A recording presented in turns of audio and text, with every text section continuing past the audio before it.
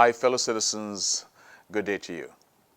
75 years ago, on 7th December 1944, amid the ravages of World War II, some 52 countries gathered in wintry Chicago to sign the Convention on International Civil Aviation.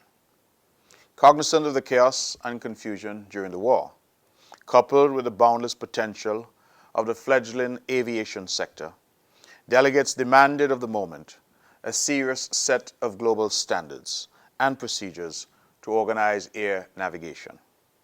The Chicago Convention, as the agreement is called, gave rise to the International Civil Aviation Organization, ICAO, a specialized UN agency in which our beloved federation participates to ensure that all who visit our shores by air are assured of our fealty to safety, security, and sustainability.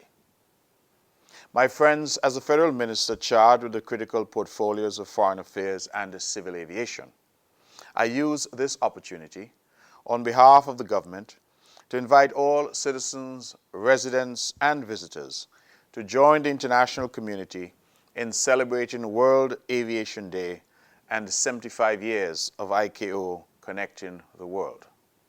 According to the United Nations, the purpose of International Civil Aviation Day is to help generate and reinforce worldwide awareness of the importance of international civil aviation to the social and economic development of states, and of course of the unique role of ICAO in helping states to cooperate and realize a truly global rapid transit network at the service of all mankind. In celebration of the organization's 75th anniversary, the ministry, and in particular the Civil Aviation Division, gathered a group of females from the airlines and port authorities of St. Kitts and Nevis to pose for a photo at iconic landmarks. Primary school female students were invited to participate to motivate them to pursue careers in what has been a male-dominant industry. I use this opportunity to thank all who partnered with the division in this simple but significant event to mark this major milestone.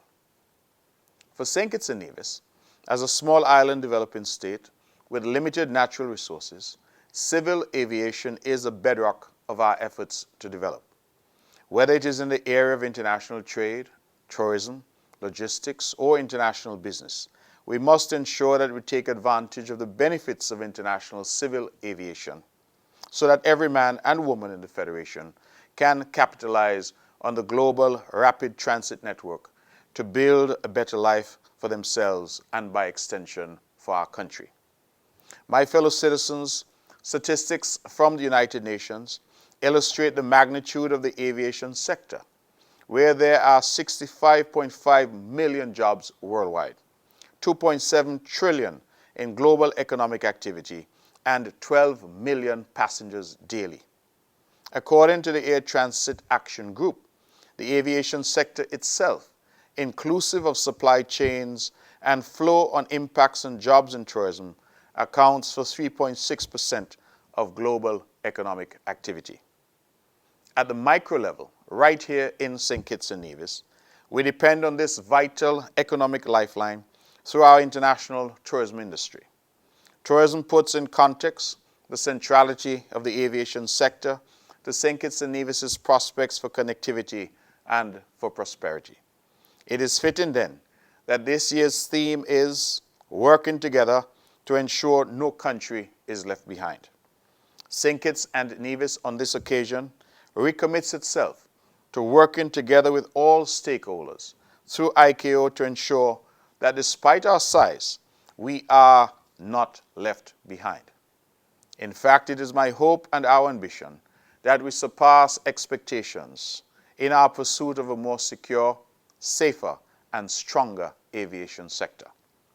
To this end, I was pleased to recently welcome Mr. Melvin Citron, ICAO's regional director based in Mexico, to St. Kitts and Nevis to build on the progress we have made since we have become members. In recent years, the global multilateral system has been experiencing some challenges. But throughout that meeting, I was reminded of why ICAO is an essential organization for small island developing states like St. Kitts and Nevis. Indeed, it is an epitome of why we need stronger multilateralism. ICAO's leadership is facilitating St. Kitts and Nevis' alignment with ICAO's strategic objectives, which include safety, air navigation capacity and efficiency, economic development of air transport, and of course, environmental protection. Furthermore, as ICAO continues to embody the value of effective multilateralism necessary for small states like St. Kitts and Nevis, it is directing attention to the 17 Sustainable Development Goals as part of the United Nations 2030 Agenda for Sustainable Development, an agenda to which the Federation is and will continue to be wholeheartedly committed.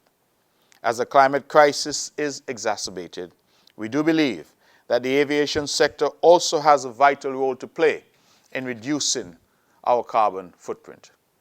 In conclusion, allow me once again, in the name of the government and people of St. Kitts and Nevis, to join with all aviation stakeholders in celebrating this significant milestone in global cooperation and innovation. On this occasion, let me also extend congratulations and best wishes to Mr. Salvatore Scicchiano of Italy in his recent election as President of the Council of ICAO. St. Kitts and Nevis looks forward to deepening our cooperation with the organization during his tenure. Happy World Aviation Day. Thank you.